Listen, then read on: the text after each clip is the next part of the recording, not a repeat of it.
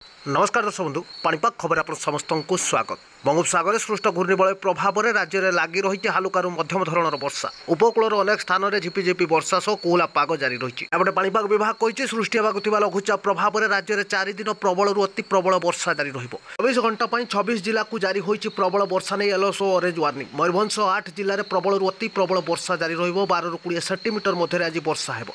आज राति समस्त जिला मान प्रबल अति प्रबल वर्षा नहीं चेतावनी रही।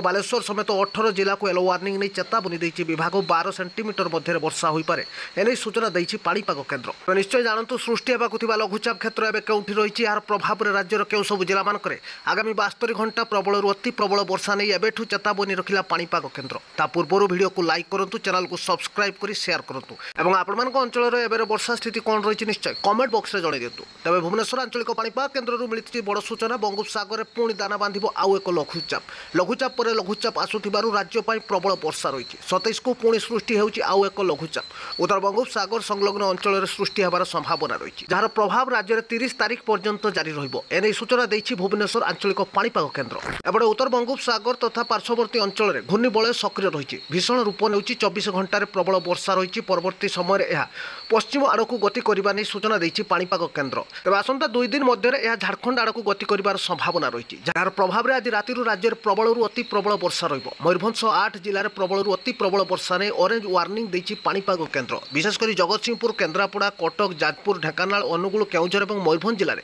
आज अति प्रबल वर्षा रही 20 सेंटीमीटर मध्य वर्षा ने चेतावनी रखिछि पाणीपाग केन्द्र। एने एसआरसी समस्त जिलापाल को सतर्क रहिबा परामर्श देइथबा बेले प्रबल वर्षा नहीं बालेश्वर, भद्रक, पुरी, खुर्धा, नयागढ़ समेत देवगढ़, सुंदरगढ़, झारसुगुड़ा, संबलपुर, बरगढ़, सोनपुर, बौद्ध, कंधमाल, बलांगीर और नुआपड़ा, नवरंगपुर, कोरापुट, मालकानगिरी जिला को वर्षा चेतावनी रही। येलो वार्निंग 7 ରୁ 11 सेंटीमीटर मध्य आज वर्षा।